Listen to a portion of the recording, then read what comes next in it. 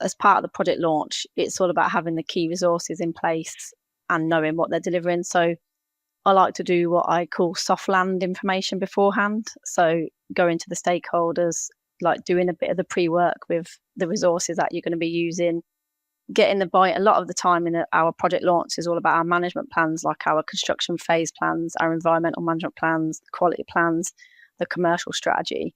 So before we actually have the launch, it's to try and do some of that prep work so that you can be productive in the project launch meeting. So it is more about that bit, that we're all on the same team, we're all on the same page, we all know what we need to achieve, we all know the next steps, like all that motivation, empowerment, and let's go.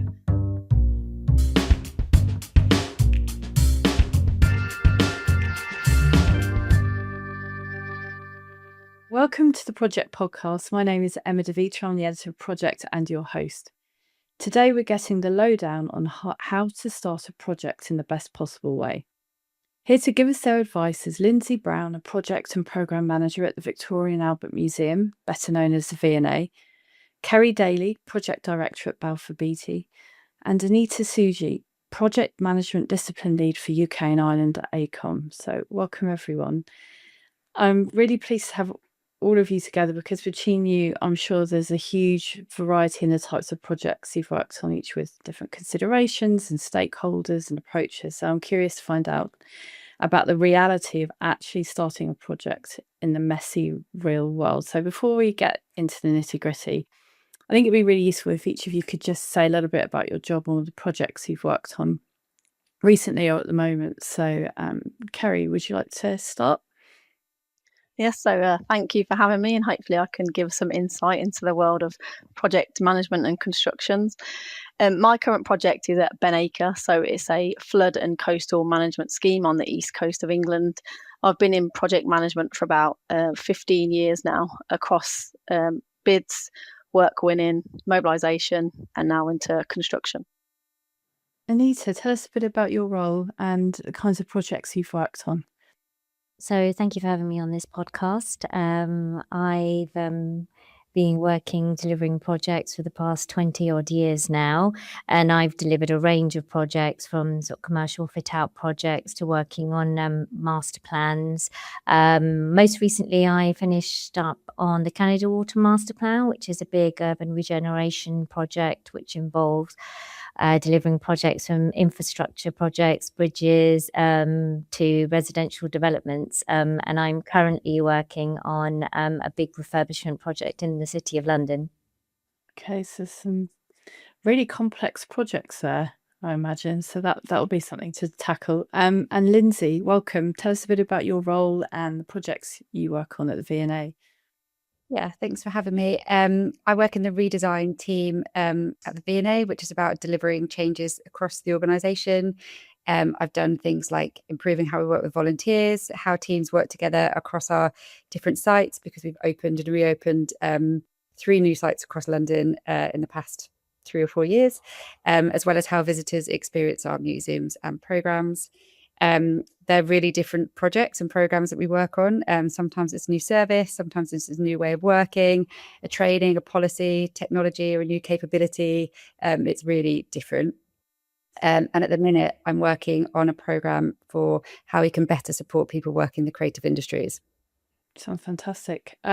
Okay, so already I can tell there's a lot of complexity and a lot of variety between the projects you work on, a huge amount of experience. So I'm going to ask a really obvious question, but when does a project actually start? And do you always have like a kind of formal kickoff meeting? So I don't know who would like to tackle that one first, but if each of you would like to contribute. Anita, I'm gonna pick on you and ask you, when in your experience, is there always a kind of clear start to a project? Or does it begin in drips and drabs? And then, I mean, how's it been for you?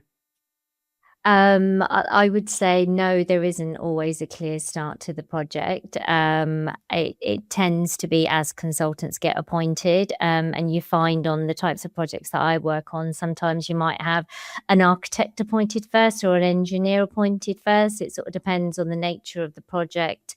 Or sometimes you might have a project manager appointed first, and sort of the team and the project together form over a period of time whilst people are appointed.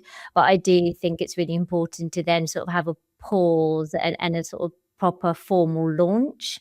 And I think you need to make sure that everybody is on the same page with regards to the project objectives. Okay, yeah, because I was going to ask you all, well, that was one of my questions around what is the purpose of the kind of kickoff meeting, what you hope to achieve. But it's kind of quite common for a project to start as different parts of the team come on board. Is that the dream way to start a project? Would you prefer it if it was a kind of started with a bang, or is that what you try and recreate by having a launch meeting or a kickoff meeting, Anita? So from my perspective, I suppose rather selfishly, I think it's quite a good idea for the PM to have some time up front before you have all of the consultants on board. And, often it is the case that a project manager gets time to really scope and define the project in the first instance. So it's really super clear what you're trying to achieve. You've got a really, really clear objective there. And then the project manager has a hand in also creating the team that will then deliver that project. And in certain sectors, there are specialist architects and engineers who you would go to be part of your team. And so being part of that initiation phase of the project where you're defining it and defining the team, I think is really important, because you're sort of curating the best team possible to deliver the objective that's been set out. That sounds entirely commonsensical, and some good advice, but I imagine in the real world isn't always achievable. So it's kind of like the dream world of the project manager, but in reality, perhaps it doesn't always happen. Kerry, can I then go to you and ask about how, over your kind of 15 years working in projects, is it common for a project to have a kind of staggered start or a bit of an unclear start? And what has that meant for you as a project manager? Well, probably linking that back to the first question as well. So within the construction business, especially for us at Balfour Beatty, a project would start when we're looking at the tendering and the bidding. So often the delivery person will be part of that delivery team. But a bit like Anita said, there's not necessarily this one big first start off, all the project team members are there. We do have like a sales to delivery handover before we do an official launch. So the sales to delivery handover does involve the PM who's actually going to deliver it. And that's that time that Anita said about, trying to get to understand how we've won the project, what it is we're going to deliver, how we're going to deliver it. And then we do have a project launch. We'll always have a project launch meeting. So with all the key stakeholders in there, hopefully the main project team. But in terms of staggered starts, especially like you talked about the complexity, we sometimes now we don't have everything we need to fully kick off a project. So we would still have a project launch, but instead of it being a go, no go kind of decision, it will then be a yes, but with action plans being put into place so that we can launch the project still, kick off the project, start working on it. But there's still some little loose ends that you need to tie up as you go along. Because like you said, in an ideal world, everything in the project launch would be in place, the team, the resources, all the plans. But yeah, the reality is that's not always the case. But it's important in the project launch to then set out the action plans to make sure they're getting completed. So that's interesting. It's a different approach where you have to be a bit more adaptable and agile. And, it's all about pace and speed and creating momentum, which is something I'll come back to. But that's interesting that you need to start the project before you've got everything ready to go. I imagine project managers like to have everything ready and stacked up and prepared, but you're kind of being pushed to go slightly before you're ready. That makes sense. Lindsey, what's it like in your sector? Is it the same? Is that ringing true for you as well, what they're saying? I think so, but I think I'm slightly different in that I work client side, and I have done in this job and my previous job. And a lot of the people who work on the work that I do are internal. So we do, in my team anyway, there's lots of different program project managers across the V&A that do very different things. But in my team, we work a lot with internal people, and we do work a lot with consultants. But because of the nature of what we're doing, I think we spend a lot of time figuring out with them what we're going to do before we start it. So we're kind of developing it together, really. So I think there's a lot of legwork that has to happen before I feel like the project has started.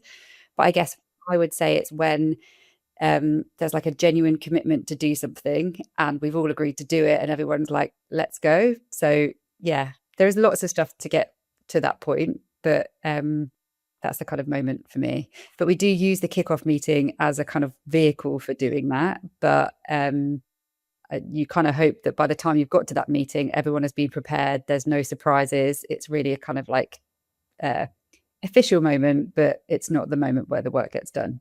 Okay, so that's actually, I'd like to follow that up with Kerry and Anita. So what work needs to happen before you get to the point of kind of having a launch meeting? Ideally, what do you like to have ready? And I imagine preparation is critical for a successful meeting. So have you got any advice or experience that you can draw on that you could share that has worked or that you try to do? So for me, as part of the project launch, it's all about having the key resources in place and knowing what they're delivering. So I like to do what I call soft land information beforehand. So going to the stakeholders, like doing a bit of the pre-work with the resources that you're going to be using, getting the buy. A lot of the time in our project launch is all about our management plans, like our construction phase plans, our environmental management plans, quality plans, the commercial strategy. So before we actually have the launch, it's to try and do some of that prep work so that you can be productive in the project launch meeting. So it is more about that bit, like Lindsey said, about it is the bit that we're all on the same team, we're all on the same page, we all know what we need to achieve, we all know the next steps, like all that motivation, empowerment, and let's go.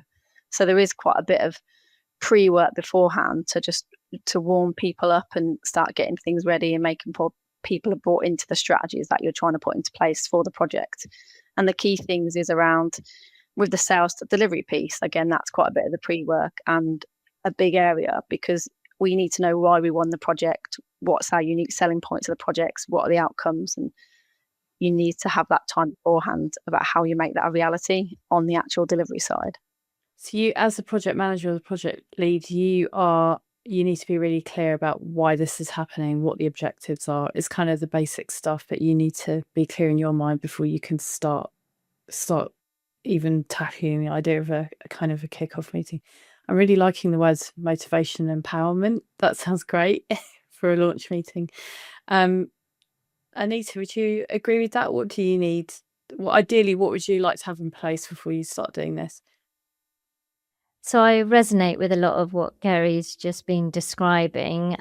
What we do, this isn't a sales pitch by any means, but we look at projects from sort of 13, 14 different angles to check that we're ready. So we do sort of an internal readiness, which is kind of what Kerry's just describing there, to make sure we've got everything in place. And it just goes through lots of different project success factors, like, the purpose, appraisal, definition. Is project well scoped out?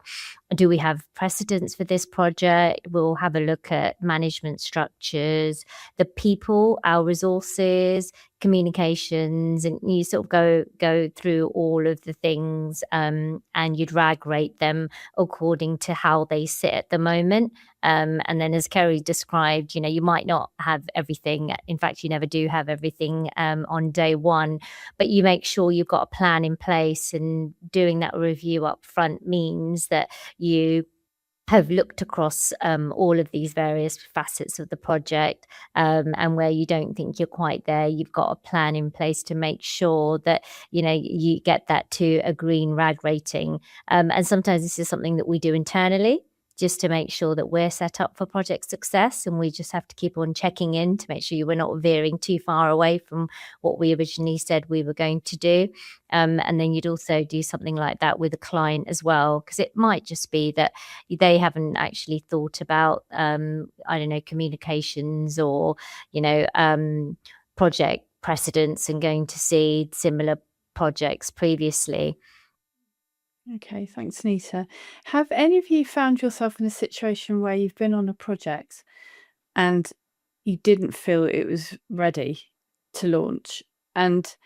Or if you haven't, how Have you got any advice to project managers who might be in that situation, who might feel they want to speak up and say, look, it's just not a good idea to go so soon? I don't know who wants to give any advice around that. There are times when it's just not a good time to do something. Like, we do so many busy things throughout the year, whether that's opening a new museum or an exhibition is happening, or there's always these kind of like big dates in the diary. So we really have to look at what the team availability is. And sometimes you're like, oh, it's really good if we could launch this now. But actually there's a massive exhibition, which means all our visitor experience teams are super busy and we can't put that on them. So we do look at it from a timing perspective. And are you able to have any kind of say in when it is launched, or if it can be delayed a bit or slotted into a better time? It really depends what it is. There's some stuff that we have to get out that's kind of like business critical for a certain time. Like if you're working towards a museum launch and that's the day, then it has to be ready for that day. And there are other things, perhaps more in what we've done around like changing our ways of working together, which you can kind of slot in amongst other things. So we do have to look at the kind of program of stuff that's happening and how that impacts different teams and what their priorities are, which is quite tricky. Kerry, what did you like to add? I was just going to talk about the being ready for the launch, and I have had a couple of projects where I didn't feel comfortable that we were 100% ready, and I think that's where then you have to escalate to the project sponsor and really engage with the project sponsor. And there's a couple of occasions where we agreed that we'd wait and just be a little bit more ready, but then there's other occasions where actually discussing it with the project sponsor, allowing the business to understand the position you're in and what you need to do, but what's the actual priorities for the business. There's been an agree that we would go, but like to the next stage. So yeah, but I think that's where it's so important to be as a project manager and never be afraid and make sure you have that relationship with your project sponsor, so you're never feeling like you're not ready and it's on you to make a decision. That's where the role of the project sponsor comes in and supporting you in your decisions, but then also helping you work through when you don't feel 100% comfortable to get you to a point where you do feel comfortable to go. That's a really good point. So that's a really valuable relationship to work on then between you and the project sponsor. Anita, was there any advice you pass on? I resonate with a lot of what Kerry said with regards to relationships and just, I suppose, having the courage to say we're not ready, because it does take a lot of courage to say we're not ready. I think sometimes you can just get carried away with events and deadlines and meeting the deadlines, irrespective of making sure whether everything is set up and you are set up for success. So I think it's really important to be able to no-go something when you don't feel you're ready for success. How much of a problem is that optimism bias that you read a lot about in projects? Is it? I just interviewed someone at NASA who said we suffer from that, and it's something it's kind of front of mind.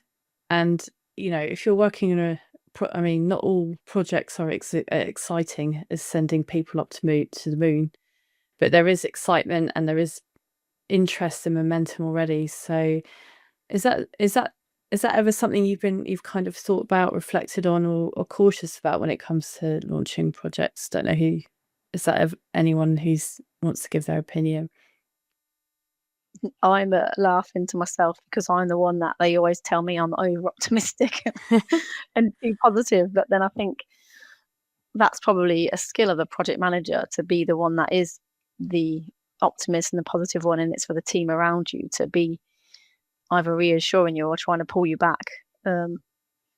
So yeah, I generally find within engineering and construction, probably optimism biased isn't actually an issue. I think people are probably generally more pessimistic and realistic with timescales. So for example, when you have schedules and it says you're going to get the order within 4 weeks, near enough all the project team will be like, delete that's 8 weeks at least. So I don't think it's me more as the project manager that needs to be a bit more realism. But I think the industry we're in, I think it's more, they take a more pragmatic, realistic view than optimism. I think I'm a bit different in the sense that I imagine if you're making a building or that it's quite important that it's fully there on day one. Whereas I think if you're launching a technology platform, you can have a realistic conversation about what's actually essential for day one and what might you put in and launch after it that day. So really thinking about what the kind of the really essential things you have to get out are, and then what you can deliver later. But I think that sounds different to what Kerry likes to work in. I was going to say, we still end up having that plan when it's not quite going right. It's the must, should, could. Yep. Yeah, I agree. There is always that situation when you're nearing completion, particularly in construction, as you will know, Kerry, where you go, right, okay, what is absolutely essential? And there are some absolutely essential health and safety legislation things that you cannot avoid, and you need to make sure people are safe in buildings. But there might be things that you sort of push to day two works, or, there might be some parts of the building that might not be ready. But yeah, there's always this want to complete and to, I suppose, to please and show that you've met your deadlines. Okay, that's a really good point. Lindsey, sorry, if we rewind a bit and you were talking about what preparation you'd like to make or what needs to be ready before a launch or kickoff meeting should go. Yeah, well, I think I work a bit in a more of a double diamond approach, so to how we do things. So a kickoff might just be the start of a discovery for us, where we think we have a problem that we want to solve, but we don't know if it's actually the right problem or what that actually looks like. So in that sense, I think we do need a lot less. So we probably just need a sponsor agreement that a problem is worth exploring, some research questions, plan to do it, some people to help on a budget, but the prep work is a lot less because we're just getting permission to spend a bit of time looking into something. I think it's then when we actually have an idea, when we've gone through all of the different options and assess those for then what the solution might be. That's kind of more of a delivery kickoff where we will need a greater amount of understanding into terms of like what the outputs are, what the benefits are, what we're hoping to achieve. It's a lot more work to go into that, but we have both because they can involve very different teams. The people doing the discovery might not be the people who are doing the delivery of something, depending on where that discovery has taken you. Okay, that's interesting. I'm going to ask a really obvious question, but what is the role? What should the purpose be of the project manager in that launch or kickoff meeting? I really like what Kerry said in terms of being optimistic. You are there to kind of be a cheerleader, I think, and to kind of set the tone of how you want the work to happen. I always try and make it really like professional and constructive, but also fun to work on something. You want people to enjoy being there, want to show up and really commit to it. So I think there's a part of like establishing that, being really clear about what the aims and objectives are, and really making sure people understand that. We also tend to do a pre-mortem in those sessions where we pretend that it's like 10 years from when we've started something. There's kind of two situations, one where it's kind of failed massively, and then one where it's gone really well, and then thought, what were the reasons for those things, either of those instances to happen? And that gives people an opportunity to kind of say what went wrong or what went right. And it's a good way of getting people's kind of concerns or issues out, and then thinking about how we can factor those in kind of going forwards. So I feel like, yeah, there's a role in making everyone kind of galvanized to do it, but also ensuring that people have had their opportunity to voice anything and make them feel heard, and that you're going to take it seriously and change or adjust an approach because of that. So, I mean, yeah, you could have quite a lot of fun, couldn't you, with a pre-mortem at how badly wrong it could go? What you're talking about is, to me, sounds a lot around the culture that you're trying to set within the team, and also often the three of you are talking about, speaking up, and it comes down to psychological safety, which I know is something that's talked about a lot. So, Kerry, would you agree with Lindsey, and how much is it about setting the tone of the project, or the kind of cultural side, or it's the people side, right? Getting people motivated and engaged. Yeah.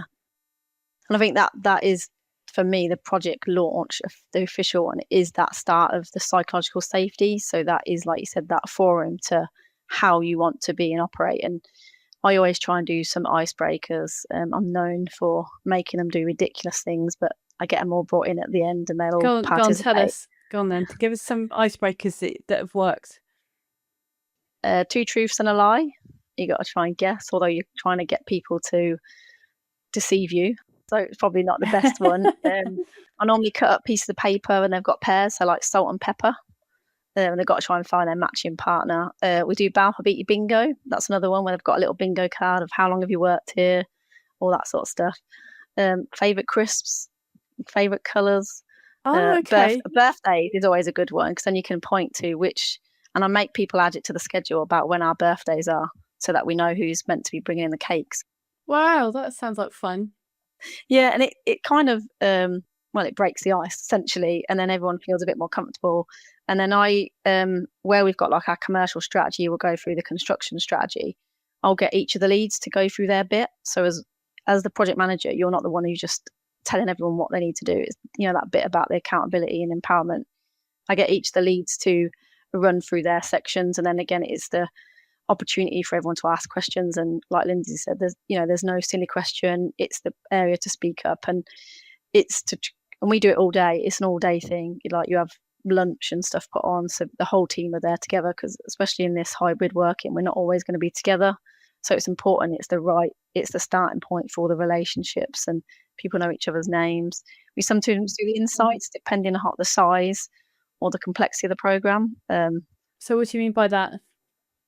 It's one of the behavioural, how you work, and every colour is different. So you have the red, blue, green and yellow, and it's just people's preferences on how they work, whether they're a logical, detailed person, they're direct in their approach, or I'm very sunshine yellow, so mine's more the social side.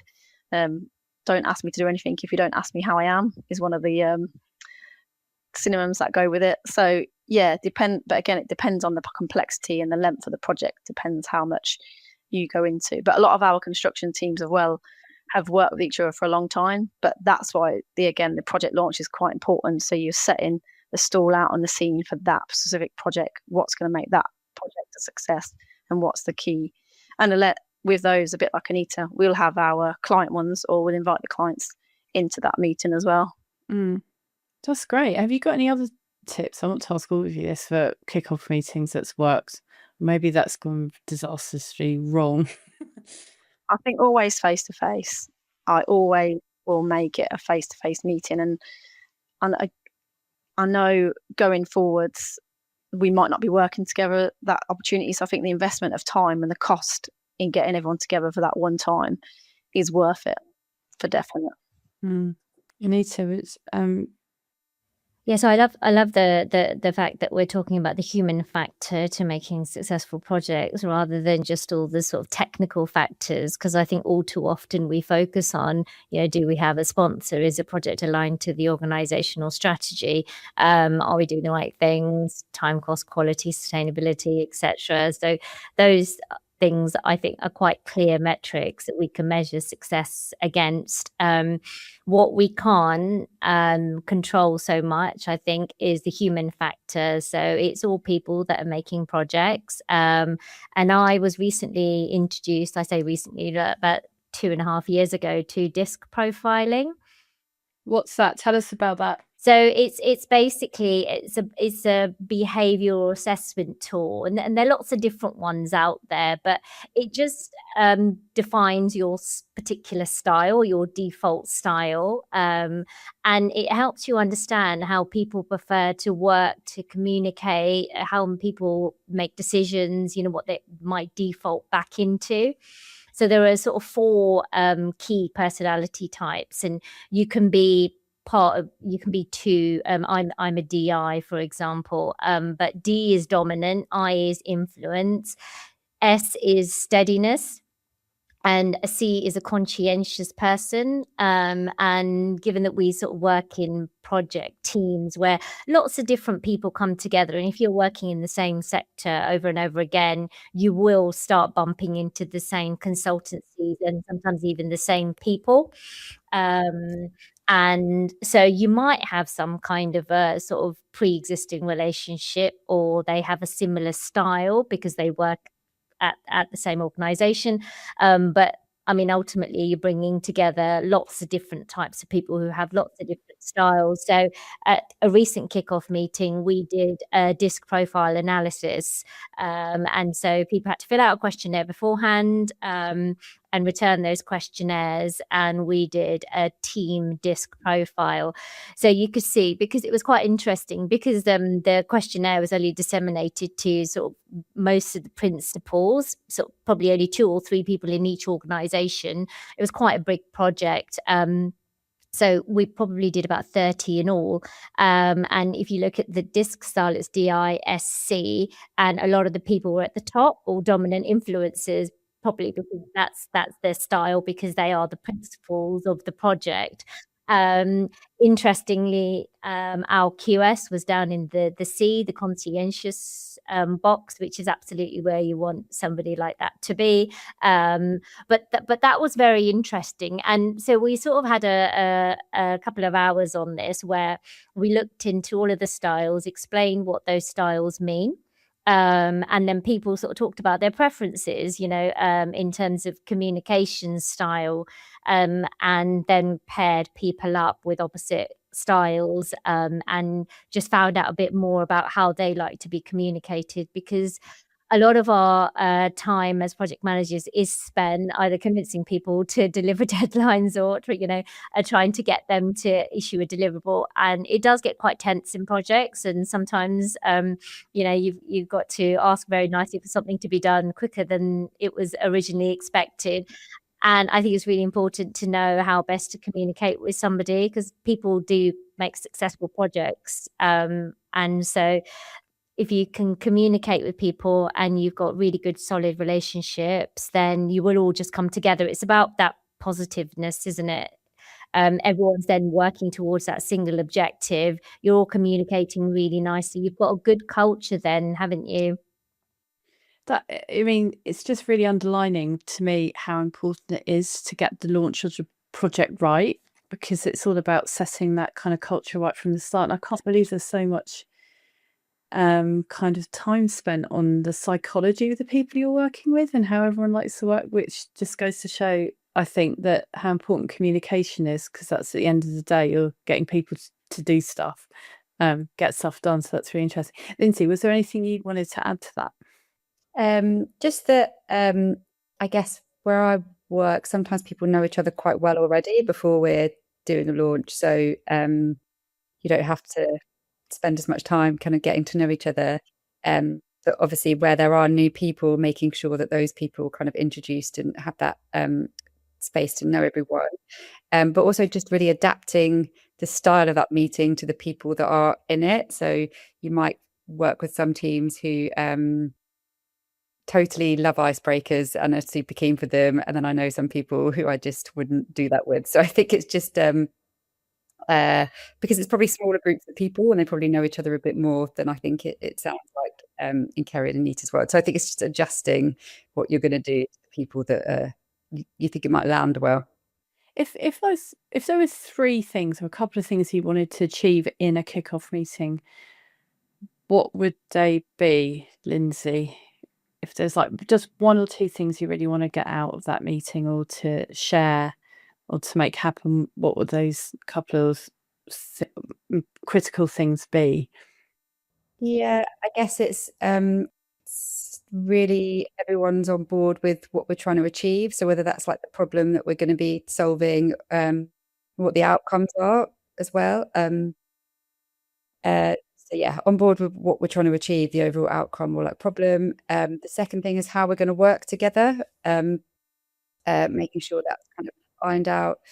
And the third one I think is commitment, that everyone's kind of signed up, good to go. So I want by the time everyone leaves the room, you're like, great, we can hit the ground running and there's nothing else to kind of iron out. So that'd be my 3 things. Okay, thank you. Anita, I can see you nodding in agreement. Yeah, I agree with that. I think making sure everyone's on the same page, you've got a really clear objective, you understand how you're going to measure success. And I think understanding how everybody contributes to that as well. So by defining everyone's roles and responsibilities and just doing a check to make sure you're not sort of missing anything there.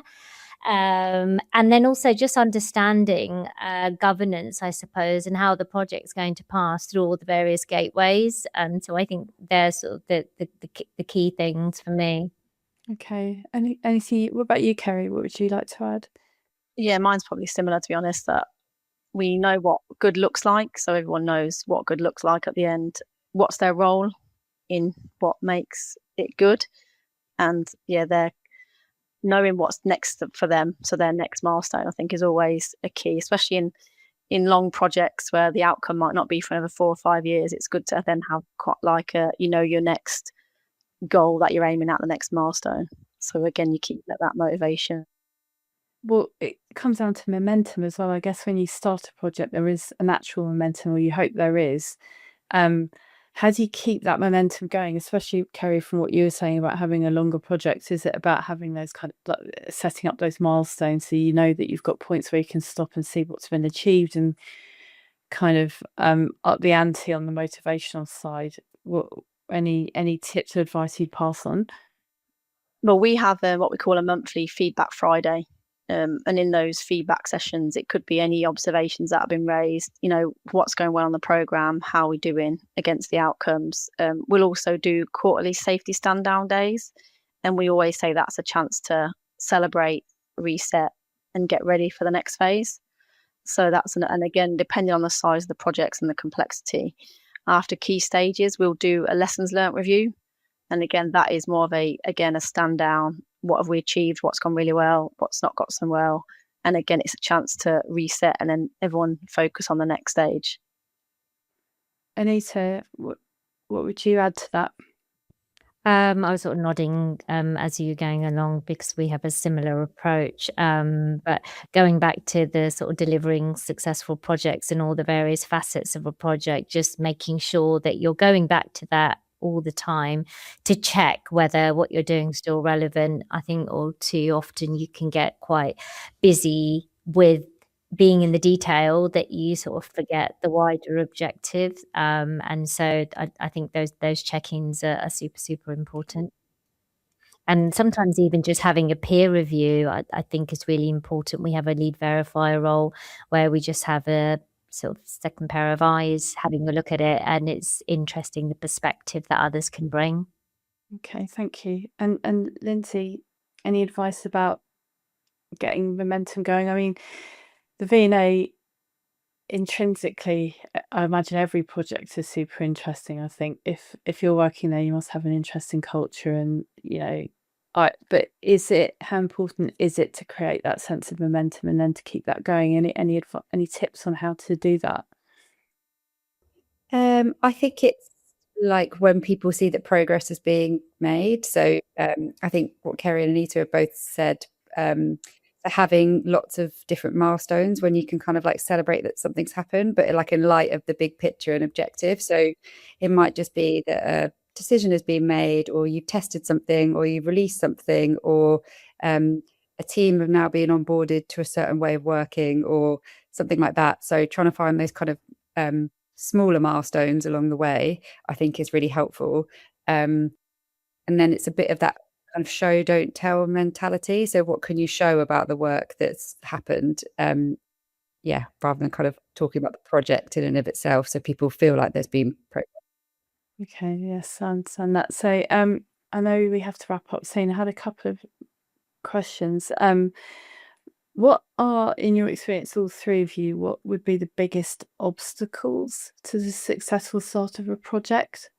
So I'm sure you've all been involved in projects where the launch didn't go particularly well, and thinking over that, what would be those obstacles? How would you prevent that happening? I'm going to pick on you, Kerry. I'm just trying to think of ones where on a construction project we're doing something new, or there's an innovation that's not been tested yet. And there's been occasions where you've talked about it in the launch and this is the way we're going to do it, and then you get some of the people it's not going to work.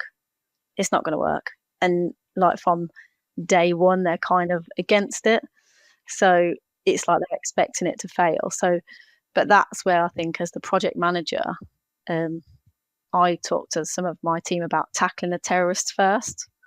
So Okay, they're what's the that ones mean? that you then, it's So, just, if you know, as you get to know people, or in the launch meeting you hear those sort of comments and stuff, they're the ones that you then need to develop a plan for to get on board. And sometimes they can be like really influential, powerful people in a project, like the one that's most experienced, or they might not be the most senior leader, but they are the go-to for the team in terms of their ideas and perspectives. So the key is, if you have that situation, to make sure to get on board and have that one-to-one with them to understand why don't they think it's work, and what you can do to get them to buy into that it will work. so your advice is to sit down with them and have a one-to-one so you can understand what it is exactly they're objecting to or they're worried about, rather than bullying them with your optimism. It's more Yeah, about getting yeah, that's second strategy. Big, and then and I think sometimes though that again comes to you then, if you understand the person, you can understand that they're afraid it's going to fail, and they don't want that to reflect bad on them. So again, it's that whole probably psychological safety, that if this fails, it's an innovation, but it's not on us as a team. The success is that we've tried it and we've done everything we can to try and make it a success. If the project or the product doesn't work, that's not on us. It's we've done everything we can. So I think again, it's that kind of the people factor, making them understand that if this innovation failed, it's no reflection on us. Actually, we're the pioneers that have tried it, and we've done everything to make it a success. But yeah, you do have to tackle the terrorists first and manage it that way. Yeah, I love the way it's kind of reframing it, isn't it? As being a pioneer, project pioneer. Anita, what are the biggest obstacles you've come across? Yeah, and how would you mitigate or like deal with them? So I do echo everything Kerry said with regards to the misalignment of stakeholders, because that can be quite challenging at the outset of a project. But for me, sort of undefined responsibilities or misunderstanding of responsibilities can be quite an issue as well, and you need to make sure that you do address that. But also, from our part, because we get involved in projects a lot earlier than Kerry would, it's slow decision making. So there What do might you mean be by a that? project. So your client might contact you about a project and everyone gets really excited and you have the kickoff, but actually they're still going through internal sign-offs and approvals or external sign-offs and approvals, and you start losing that momentum because it takes a long time for decisions to be made, particularly this magnitude. So what do you do to keep that momentum going? And it's quite challenging. What do you do So to keep that momentum going? Is there anything that any advice you pass on? it's really challenging. So we do try and make sure we factor some of this into the project program as much as reasonably possible, so that the team are still working away. And what we will always try and do is to generally persuade the client to allow the team to continue on doing lesser risk project work. For example, when a project goes in for planning, do the team still continue on with the design? We usually recommend that they would in most cases, so that you don't lose that continuity of team.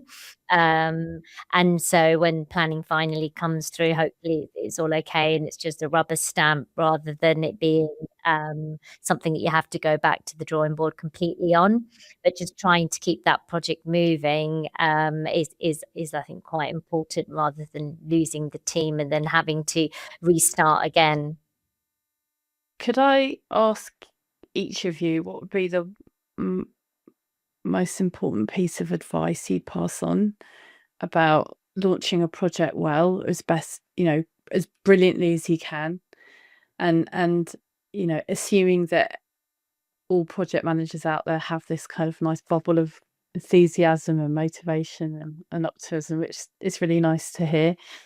Lindsey, what would be your one piece of advice? I think make sure you have the right people, on the right problem for me. So I think spending time on like a perfect plan that's like a year or 2 years long, but for the work I do work very well. So making sure you have the right people in the room, you know what you're doing, you know what the end goal is, and then those people are the right people to kind of figure that out. Okay, so having the right people. Anita, what would your piece of advice be? I would say take some time at the beginning of your project, really invest time in setting it up properly, echoing what Lindsay's saying really, but just make sure you've got those clear objectives, clear structures, and write it down and make sure people are actually reading it or they understand it. Okay, thank you, Anita. And Kerry, what would be your one piece of advice you'd want listeners to kind of go away with? I would say give it the time and effort it deserves in terms of the project launch. There's often loads of resources that are not solely working on your project. So I think you need to give it the time and effort, and so to invest in the people to make sure that, they see your project as, important. You've given it the time, you've given it the effort, get to know the team. I think that is, like Anita said previously, sometimes you've got to go begging for help and support when they thought they had 3 weeks and they've only got a week. And I think it's the relationships that help, smooth the way when you're asking them to do something that they think's unrealistic, but generally they will get it done. But that's based on relationships. So invest in it, take the time. I'm going to sneak in one last question. Do you enjoy kicking off or launching a project? Is it one of the most enjoyable bits of working in projects? Anita, you're nodding your head there Yeah, I enthusiastically. do. Yeah, I do. I really enjoy it. I think it's the honeymoon period, right before it all goes all goes wrong.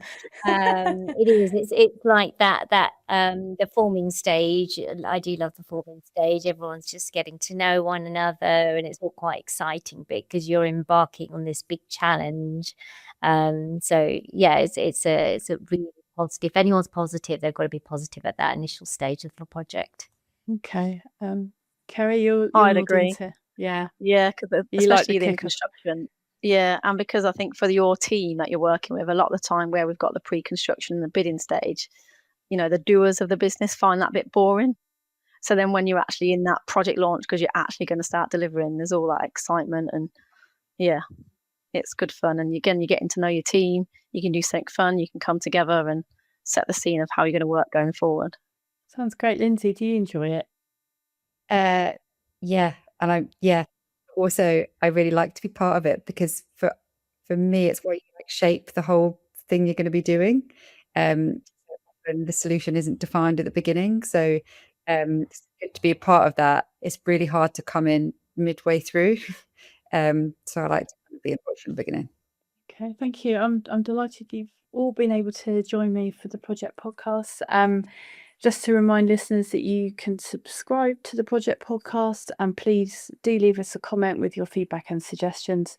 And don't forget to check out Project online at apm.org.uk/resources/project-magazine. So thanks very much. It's been great having you.